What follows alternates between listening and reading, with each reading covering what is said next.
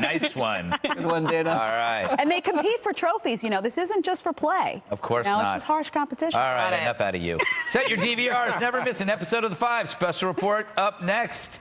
Hey, Brett. How do I follow puppies? Thanks, Yes. Greg. President Trump at direct odds with his intelligence community. The annual threat assessment, anything but ordinary today. Plus, all the negatives as the East goes into a deep freeze. And the healthcare issue isn't dead as a Democratic presidential candidate pushes for a universal plan. The DNC chair will join us live to react to what many see as a shift to the left for the party when he joins us here on Special Report.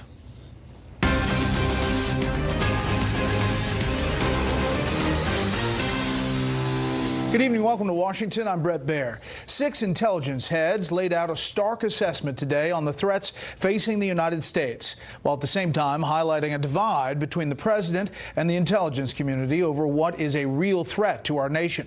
The differences came to light before the Senate Intelligence Committee during its annual hearing on worldwide threats. Among them, that North Korea won't give up all its nukes, that Iran is currently not building any nuclear weapons, and that ISIS is not defeated.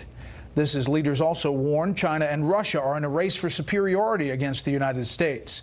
Chief Intelligence Correspondent Catherine Herridge was at today's hearing, joins us live with what the nation's intel community believes poses really our biggest threats. Good evening, Catherine. Thank you, Brennan. Good evening. Intelligence officials testified that China and Russia pose the greatest risk. The two nations are more aligned today than they have been in decades, and their relationship is likely to grow because of shared interests and adversaries. For the U.S., that means more risk in an already complex environment.